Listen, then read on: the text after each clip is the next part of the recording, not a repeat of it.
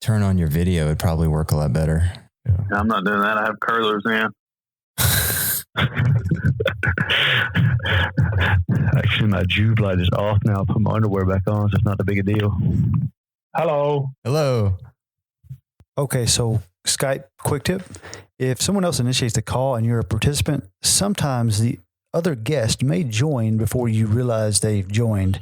So maybe don't say anything embarrassing, just letting you know. Also, after we quit recording, Oura shared a code with us to give you $50 off if you want an Oura ring. Just use the code WILDHEALTH50 for $50 off. Now, how that code works is that we get $30 if you use it. We don't want to have any conflicts, so we asked them if we could just give that extra $30 to you as well, but it doesn't work that way. So if you order an Oura ring with the code, send us a message on Facebook or Instagram at WildHealthMD and tell us what your favorite charity is. We want to donate the $30 for that charity. Or if you don't message us, we'll just pick one. It may seem weird for us to mention this, but we take conflicts very seriously and we want to avoid any conflicts with products that we talk about on the podcast. How are you doing? I'm good. How are you? Great. Thanks.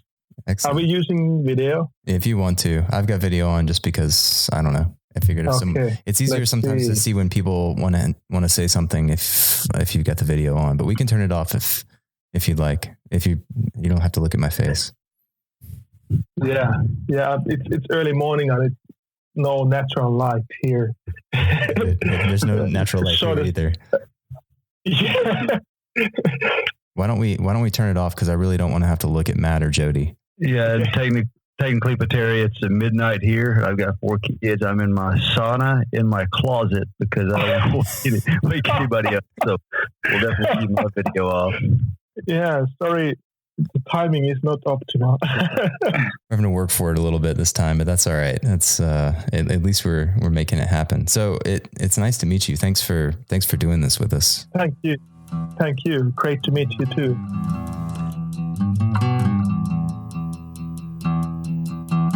Hey there, I'm Mike. And I'm Matt. And I'm Jody. The Wild Health Podcast is our quest into human performance, longevity, and personalized medicine. Together, along with experts in these fields, we'll learn how to live longer, better, and become smarter and stronger. We'll do the deep dive into the research and hard work of putting it all together, and you reap the benefits. So welcome everyone to the Wild Health Podcast. We're stoked today to have with us the co-founder and chief information officer of a wearable that I personally use, my wife uses, I know Matt and Jody both use, and honestly, we often recommend to our patients. And that's Pateri Leppäla, who comes to us from Finland, where it's 7 a.m. And ironically, for a sleep-related podcast, Matt and Jody are currently up at midnight right now, recording this to get this done. So welcome, Pateri. Thank you so much for coming on the podcast and talking with us. Thank you very much. It's a pleasure to be with you today. I thought maybe we could. Yes, I was just going to say it's pretty ironic that I'm probably going to have my worst sleep score of the week for my Oura ring because of this podcast. I was thinking. And Mike said he wears this and recommends it to some patients. I've probably worn 100 different wearable devices over the years trying to track data and get as much as I can. And this is literally the only device that I'm wearing right now and that is kind of stuck for me and that I'm wearing long term. It's a really great device, and we actually recommend this to all of our patients and try to get them to wear this as much as possible because it's sleep. There's just very few things that can just drive health as much as sleep, and we can't really fix it if we don't know what's wrong. So we really love seeing the data from our patients and being able to help them improve their sleep and improve their life. And I think I need to say this right now before we get too far into this. This is going to sound like a commercial, but we take no money from Oura Ring and we have no ownership in Oura Ring. So it's just because Matt and I like this thing so much is why it's going to sound like the Oura Ring's paying us or something, but we promise they're not. So let's start, Pateri, if you don't mind. I'm really curious because you're the co-founder, one of the co-founders of Oura Ring. I'm curious of what personally led you and your co-founder to create the Oura Ring and decide to put your time into this idea. Yes. first of all, what we wanted to create was something that would help people live through their real potential. And that means that we wanted to develop something. At that time, we didn't know what it would be, but something that would help people understand how their body is responding to their lifestyle.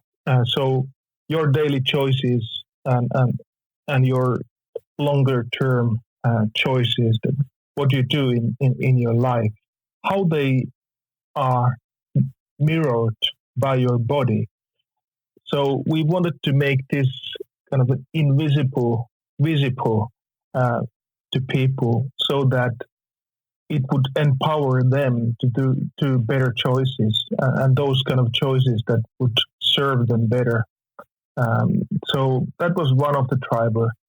And then I have background in developing IT systems for healthcare, for example, and for chronic diseases, prevention and management. And there I had a great opportunity to get to know the best experts in that context. And I got pretty intrigued of the fact that chronic or prolonged stress is one of the big drivers for the onset of any kind of a chronic disease. And also what I found out is that the healthcare system is not doing basically anything for the prevention and helping individuals to understand that what are the drivers behind the onset of chronic disease. And I saw that as a very big problem, because diabetes, it's a huge problem, but pre-diabetics is even bigger a problem. But there are so many people in the world that they don't even know that they have diabetes, and they are suffering of the symptoms, and they don't know what to do. So that was another driver for developing this solution. And of course, since we come from Oulu, from Finland, this is the city of Polar Electro. The pioneer of heart rate monitoring. They had their first wireless heart rate monitoring device in 1977. So they've been pioneering this area of understanding human physiology from the kind of performance and recovery perspective. And so we are kind of, we have inherited that part. It's part of the DNA of the company, because our chief scientist, Hannu Kinnunen, used to be working for Polar for almost 18 years. And he was developing all the algorithms.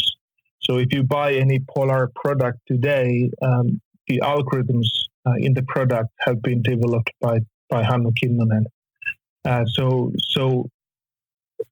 that's one of the things that we kind of inherited. And also other area was that this city is kind of Silicon Valley of Finland, in the sense that it is the origin for many of the technological innovations, like Nokia mobile phones, because that was the very big in early days, and so on. So combining the science and technology with Scandinavian design led us to this kind of a product.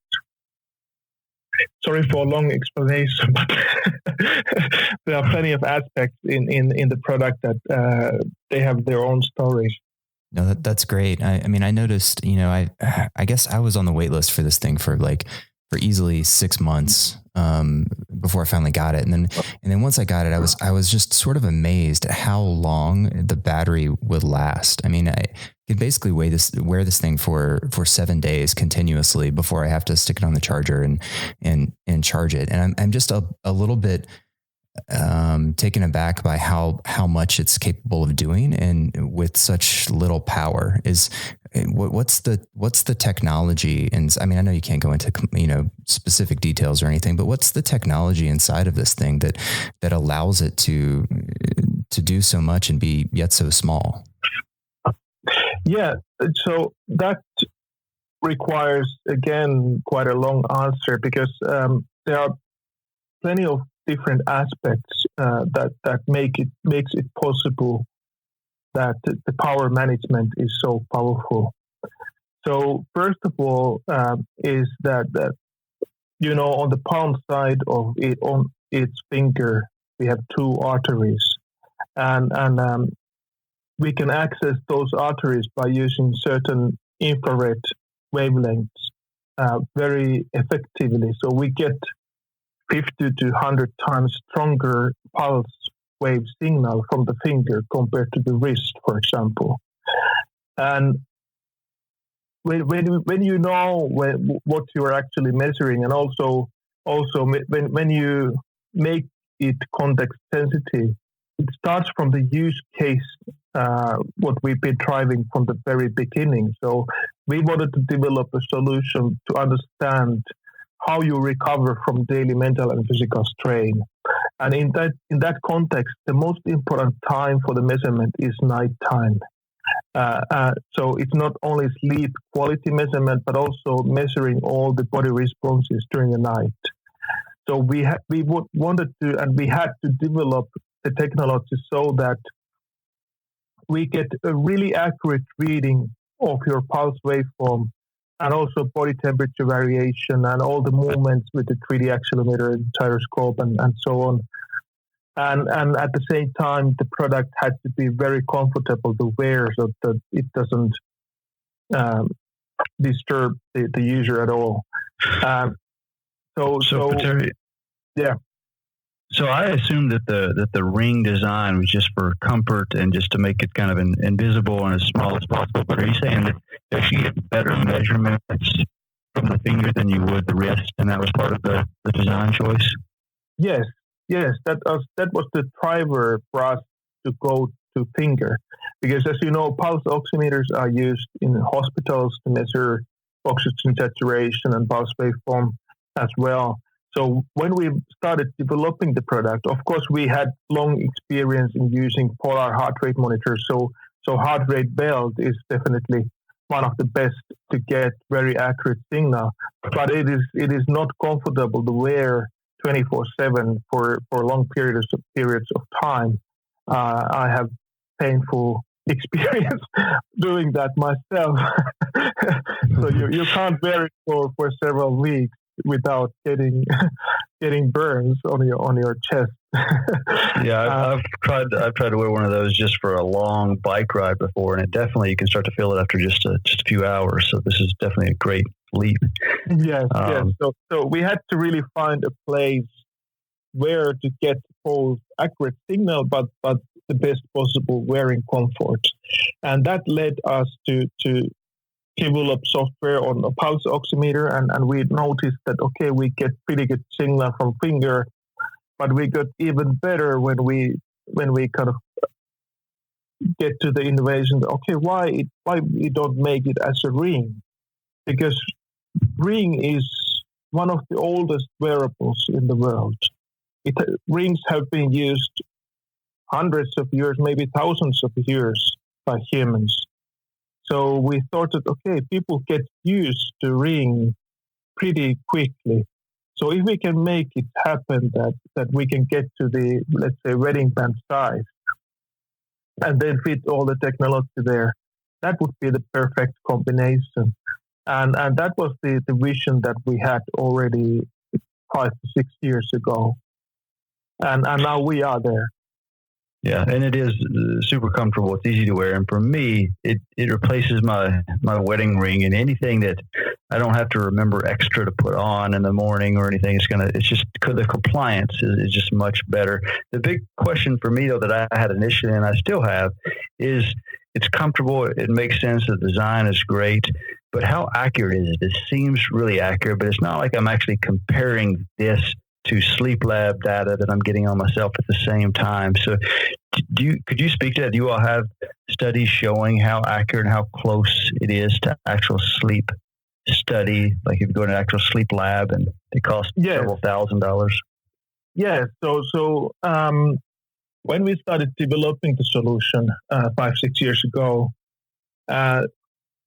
it's our part of our DNA to do the science and willing to do the best possible solution. And part of that is validating all the raw signals and also the derived signals against the best golden standards that are being used for tens of years or so.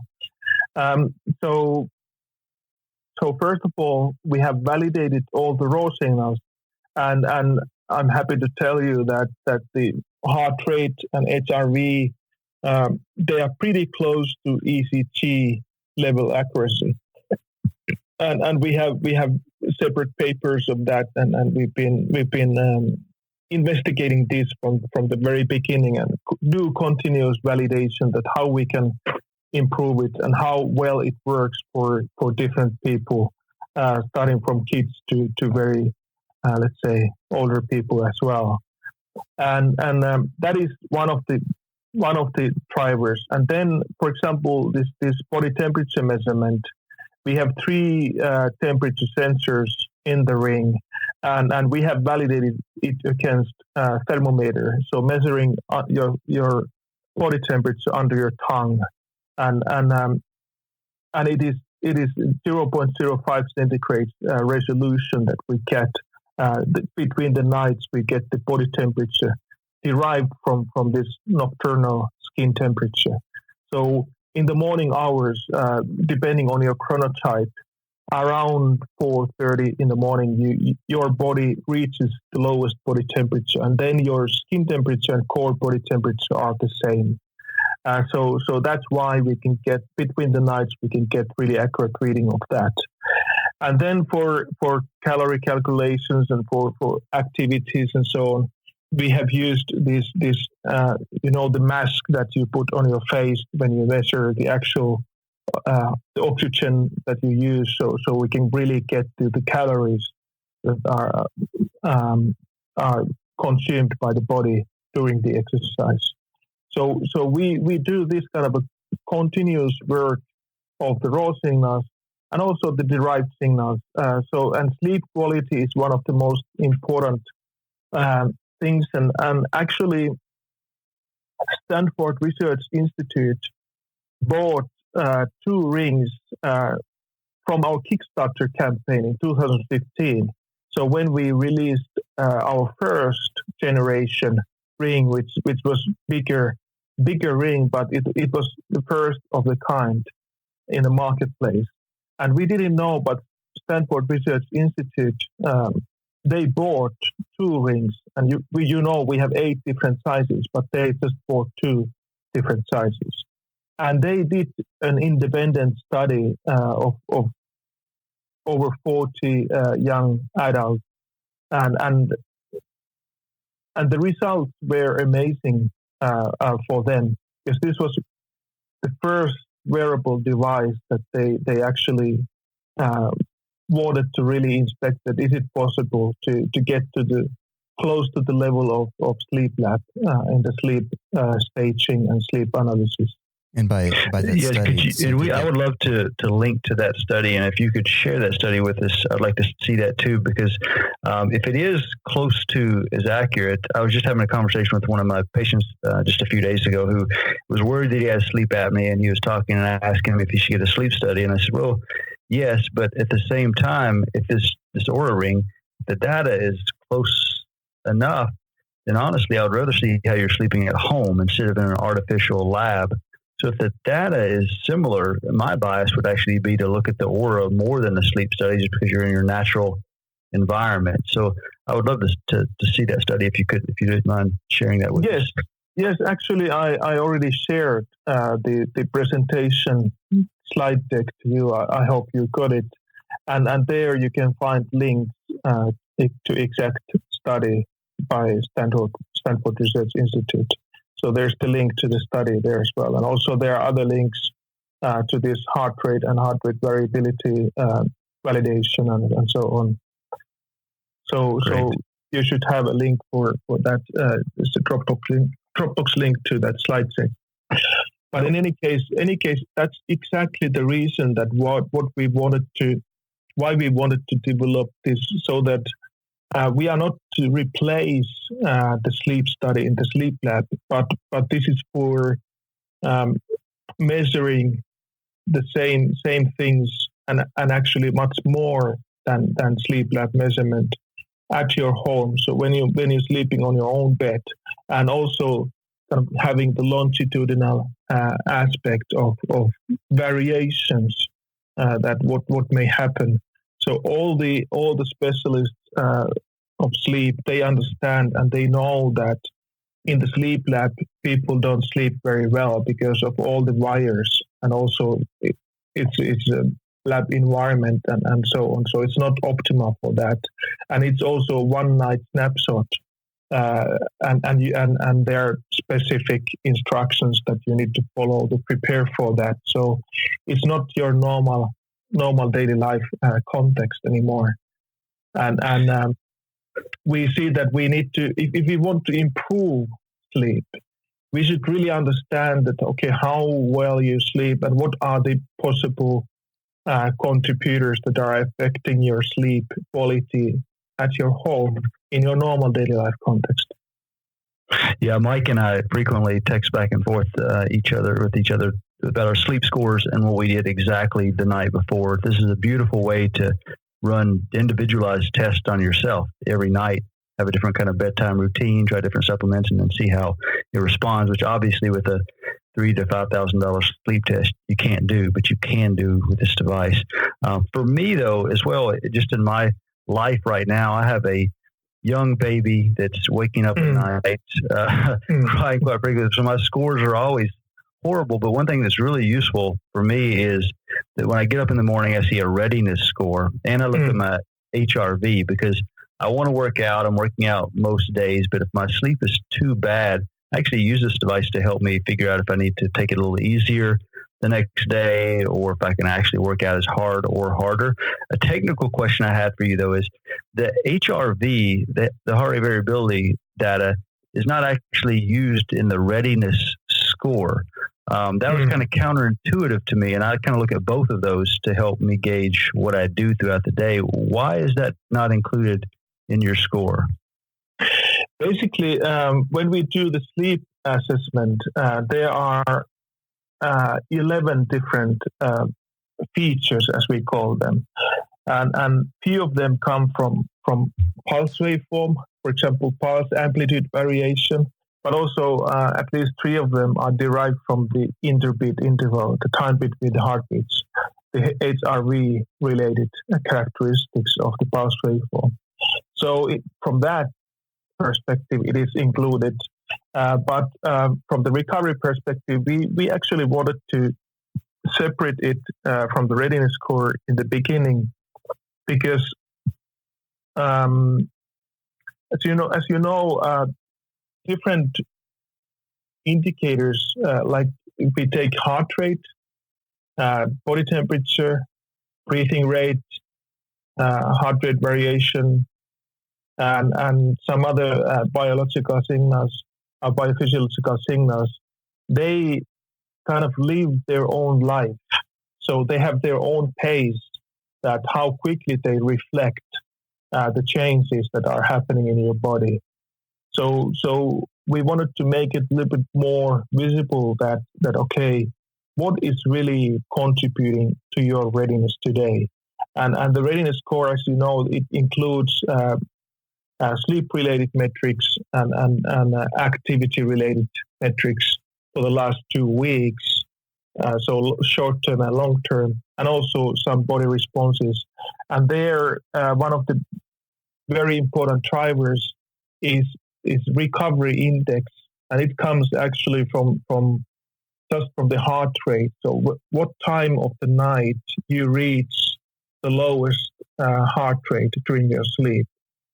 And that is an important moment, because the rest of the night after the lowest heart rate is like recharging your body. So we will be making it even more visible in future, and actually we are working on this readiness score, and potentially we will include HRV there, or some of the characteristics of HRV. Now when we have already gathered data from our users from more than 100 countries for several years, so now we have lots of data that we can see the relevance. And also we have ideas of how we could better visualize those things, because as you understand, there are so many data points and so many interesting factors there, but how to fit all of them to the small screen of the mobile phone, that is the continuous challenge, that how to visualize and also how to make it actionable and understandable to all different kind of users. Long answer. Yeah. No, that's great. Now, when I wake up, I'm looking at the readiness score. I'm looking at the HRV, and then also just the cycles in general and how much deep sleep and REM sleep I got. How does the Ring actually measure the sleep cycles? I mean, I'm thinking intuitively, just moving around, how active I am. But tell me exactly how it measures those cycles, because some other sleep trackers I've seen doesn't give the depth. It'll only just say you're sleeping light or deep. But I really like all the different stages, and I can actually see the sleep architecture with the Oura Ring. How does it calculate that? Yes, so there are those 11 features, as I said, and the most important features come from the pulse waveform. So actually from there we get the respiration rate, but one of the very important ones is this pulse amplitude variation, which is modulated by your breathing rate and also blood pressure variation. So, and in different sleep stages, all those characteristics have their specific role. They indicate through the autonomic nervous system and central nervous system.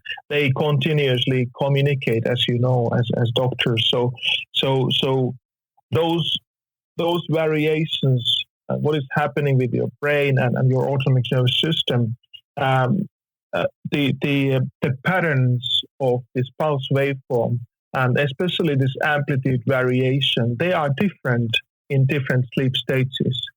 And also your movements, like in the deep sleep, there are no movements, but during REM sleep there are movements, and their frequency changes all the time. And also pulse and blood pressure, they change a lot during REM sleep, and your breathing rate changes as well. And also body temperature measurement is used to measure your sleep onset, and also detecting the bedtime. So when you go to bed, when you wake up, because it's also very much connected to all the hormonal interplay that is happening. So as you know that when melatonin secretion starts, then your periphery starts to warm up, and it starts to prepare you for the sleep. So the blood vessels kind of open up in the periphery so that the core body temperature can be pressed to the peripheria, and your body is prepared for the sleep. So all those different characteristics are measured, like pulse waveform is measured in 250 hertz resolution, which is 250 samples per second. So actually the Ring draws the whole pulse waveform, all the small characteristics there in all dimensions. And then from there we can derive lots of insights, and only a fraction of those insights are in the product currently. We are doing continuous research with different like sleep laboratories and university hospitals. And now we are trying to find the connection between the sleep stages and getting into the more understanding of the restorativeness of sleep. So there are plenty of things that kind of reflect different sleep stages. But also, in addition to that, what is not measured in the sleep lab is the autonomic nervous system responses, and those we can derive from the pulse waveform signal from the periphery of the body. So from ECG, it's not that easy to derive those. You can't get this pulse amplitude variation, and those different variations there you can get from the pulse waveform. So therefore, it is pretty interesting to have a very accurate product to measure those kind of vital signs that hasn't been possible before. Since there's a ton of data coming in now that's allowing a little more analysis of these different sleep factors, have you seen a few definite things that help get a little more deep and REM sleep? Yes. First of all, as you very well know, we all humans, we are very unique, basically in all the aspects, starting from genomics, but also in addition to that, our lifestyles are different. Life situations change all the time. So there's no one size fits all in this. And also like improving your sleep. And for example, in the context of deep sleep, it's also unique for each one of us that how much we need, how much our body needs that. And also what you can do, what affects that. And one of the most important things, what we have found out after having millions of nights from our users is the consistency. So the bedtime and wake up time consistency is one of the very big drivers on the sleep quality and how much deep sleep, REM sleep you can get. Because as you know, the intrinsic memory of the body also. So as an example of that, if you have your lunch at 12 on Monday, 12 on Tuesday, 12 on Wednesday, 12 on Thursday. So what do you think your body is preparing for 11:30 on Friday? So it's already preparing all the engine and everything for your digestion system to prepare for the lunch. So this kind of intrinsic memory helps prepare your body on something that is happening in your physiology and biology. So in that sense, the consistency plays a very, very important role. And we have done studies with our users where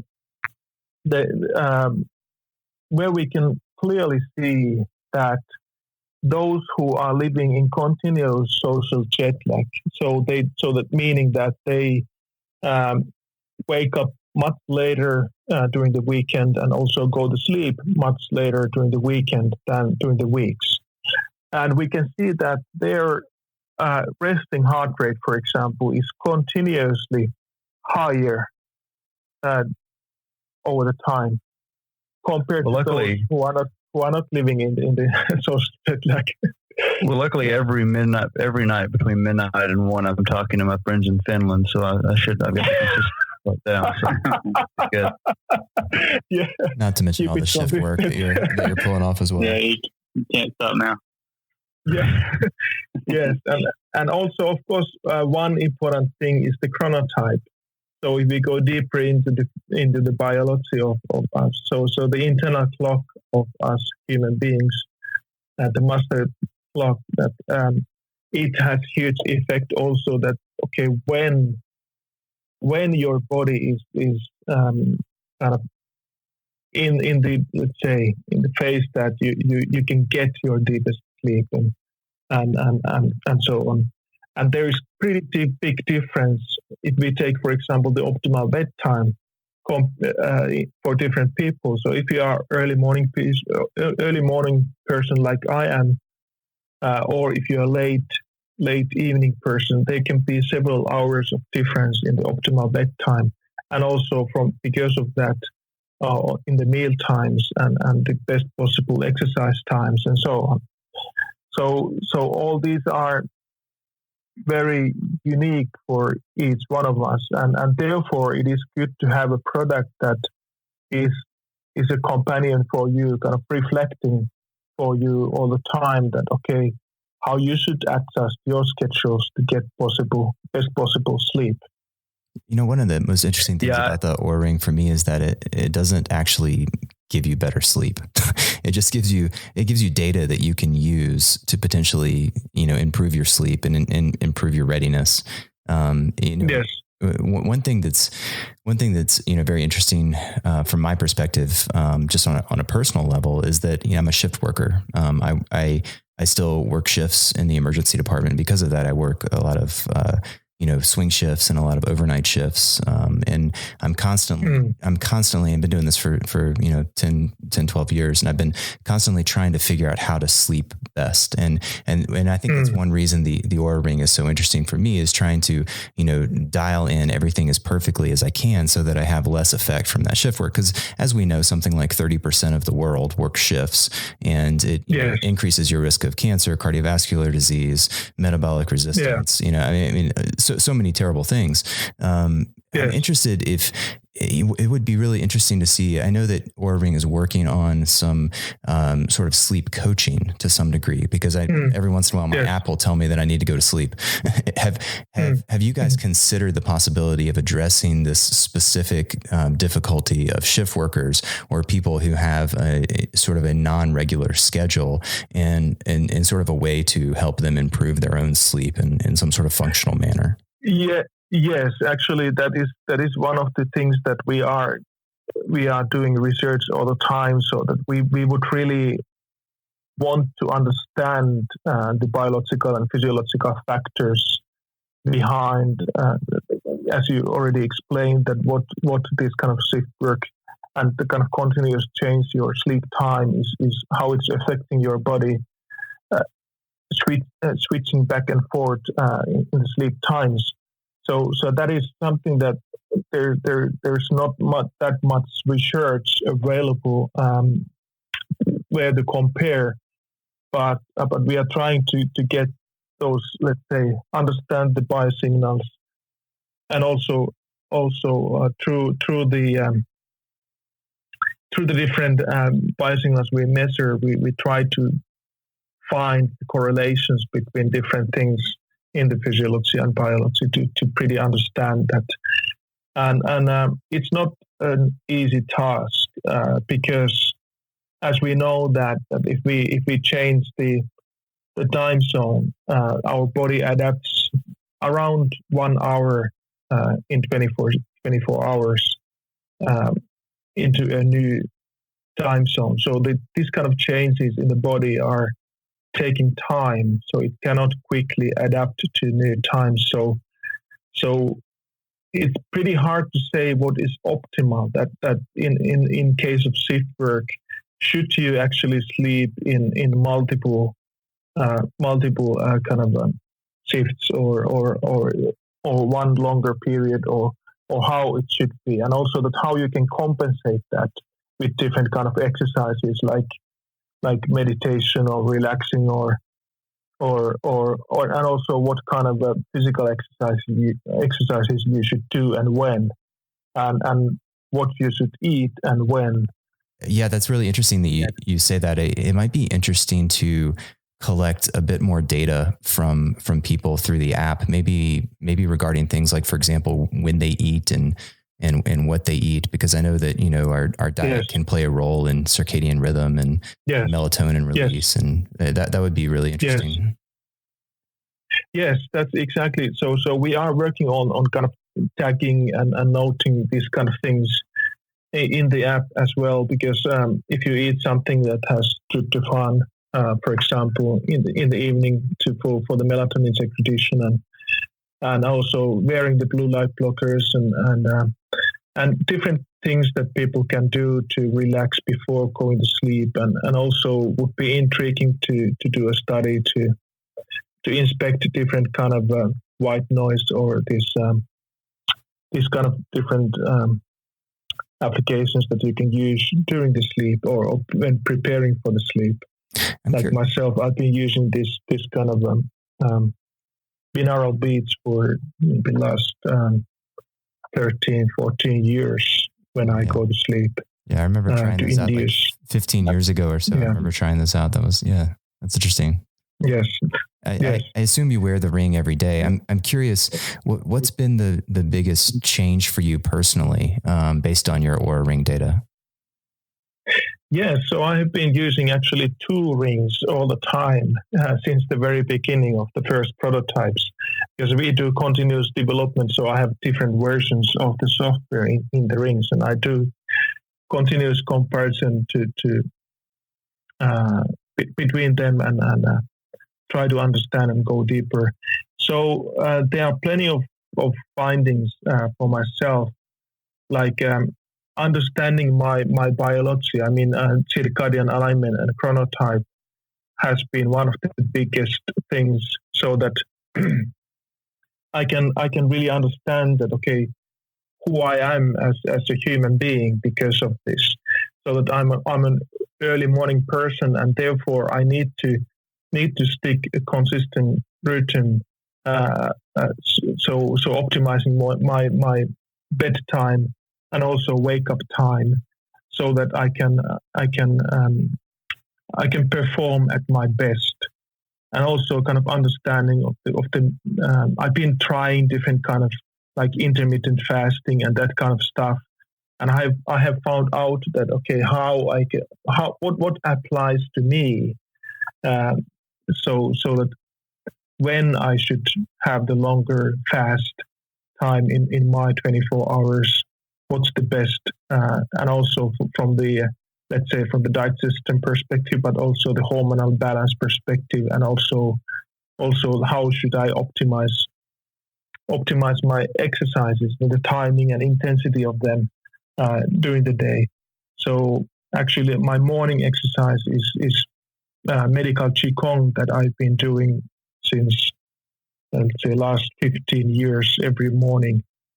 And I can see and feel the effect of that when I do it first thing in the morning when I wake up. And then compared to the different kind of exercises, I've been doing martial arts since I was 13. Now I'm 50. And the last 10 years I haven't done it that much, but changing to more, if I have very hectic days and lots of load, both mental and physical, and mostly mental load, do the working on this product. so I've been, let's say, doing much more low intensity, and I also have found how effective actually walking is, and especially several hours before sleep, just walking in nature, how really effective it is from overall, let's say, stress perspective, and also preparing for good sleep and so on. And one of the things is blue light blockers. I found it very useful for me to use blue light blockers a couple of hours before going to sleep. Yeah, it's really great. And it's so powerful to hear you talk about all those insights that you've gained. I love how when Jody talked about REM and deep sleep, you were talking about how it really is personalized, and we can give recommendations all day as to what the studies show are going to help sleep, but it really is about that individual person. So I just really want to thank you for developing this device. We're with Wild Health at our clinics, we're trying to practice precision medicine for that one individual in front of us. And so at their first appointment, we're sending off their genetics, their lab tests, their microbiome tests, and I'm hitting order on an Oura Ring, because I honestly don't know how to really give deep, precise, personalized advice on health if I don't have some good sleep data and see how everything that we're doing, all the interventions we're taking, how that affects sleep, because sleep affects everything else. So it's just such a great device. And is there, what's coming down the pipe? I know from generation 1 to generation 2, there were some big improvements. Are there some other things on the horizon that you'd be able to share with us? Yes, there are plenty of things that we are working on, and they are all related to this, how we could help personalize the feedback and personalize the insights for each individual. in the context of sleep improvement and also readiness improvement, how they should adjust their daily schedules or when they exercise, how intensive exercises they do, what kind of exercises they do, and also how mindfulness and different kind of relaxing exercises, that kind of things, how they are reflected by your body and sleep quality, and so I think this feedback loop that you also mentioned is one of the most important thing that kind of if we take one individual and you continuously measure with the ring, this interpersonal variance is something very, very intriguing, that to see the changes in the body responses over the longer period of time, and building the causal relationships between different things in your life, and how they affect and when you can see those effects. And one of the very, let's say, intriguing areas is this kind of emotional well-being related things, that how your emotions are affecting your sleep. So when you go to sleep, what is your emotional state? When you wake up, what's your emotional state? So what we have found out, it has a huge effect on how restful sleep you get, depending on what kind of emotional state you go to sleep. Therefore, there are different kind of exercises there as well, what you can do to be grateful of your life and so on, and then get rid of those stressors before you go to sleep. So we humans are pretty complex. so there are plenty of things that affect us mentally, physically, cognitively, and health and performance as aspects are something that it is there's so much we can learn, and we can go deeper and deeper into the different aspects of sleep and recovery. And also we are kind of expanding the thinking of rest and load, so that it's not only during sleep time when we have resting moments, recovering moments, or even recovering exercises that we can do. So we are kind of building this kind of a 24/7 model, that okay, when it would be optimal for you to take naps, or do your meditation, or do just walk outside in the nature, and then reflect back to you that what kind of effect this had on your readiness, and what was the effect to your next night's sleep, and then build this kind of longer term causal relationships between things. Yeah, it seems almost endless the number of sort of N of one studies you could do with all of this data, in terms of like the different things you can change in your life and see how that affects your readiness and your sleep cycle. So I'm really looking forward to seeing the app be a little bit more even interactive with every other part of my day, so that I can give it more data and it can give me more feedback about how I can improve myself, I guess, as a person. And if you have a consent from your patients, you can view their data remotely in the cloud and actually get even into the more details. So that is something that what we are willing to develop further, so that it would serve as a platform, specialists and professionals like you to go deeper and also to serve your clients in a very personalized way. Yeah, we're using that actually. We invite our patients who have the Oura Ring, and it's just really nice to be able to log in, not have them have to push you any data, send a screenshot or anything of their data. You just see it, and you can follow up with them and figure out why their heart rate variability is a lot lower than it should be. Are they getting sick? You can give them a heads up on issues that you may see that they may not realize. So that's a really nice feature. We definitely like that. Well, Petteri, and all the feedback is welcome. So we are willing to develop it further, so that it really serves you as a tool to help your clients. Well, I know you probably don't have a lot more time, and my sleep score is getting worse and worse as we talk now that it's 1 a.m. in the morning here. Is there anything else that you think is really important? You've given us a lot of really incredible information. Yeah, I think we have covered already a lot. Of course, there would be plenty of things to talk, but I'm happy to continue from this whenever you are available. So we can go deeper into the specific areas of circadian alignment or chronotype or that kind of stuff. That's a great idea. And I think we could actually ask our listeners for some more questions as well, because we have more, and we're going to be coming up with more as we're using this device even more. So if you do have questions for us on Instagram, we're at Wild Health MD, or you can email us, Matt, Mike, or Jody, either any of us at wildhealthpodcast.com. And then, we would love to get around too with you at some point. As you have more features that you're rolling out or just more data to share, this is something that we're all fascinated with and just has such a big effect on our health. We'd love to talk to you more about it later. Happy to do so. Awesome. Well, thanks for coming on the podcast. Yeah, thank you, and have a good sleep. Thank you. We hope you like listening to the podcast as much as we like making it. If you think it's valuable, share it with somebody. Send it to someone you think would really benefit and leave us a 5-star review in iTunes. Those reviews really, really help us out. Find us on Facebook and follow us on Instagram at WildHealthMD. If you didn't like, well, why are you still listening? Email us and let us know what we can do better. But the best way you can thank us for our time is to leave a review and share. Until next time.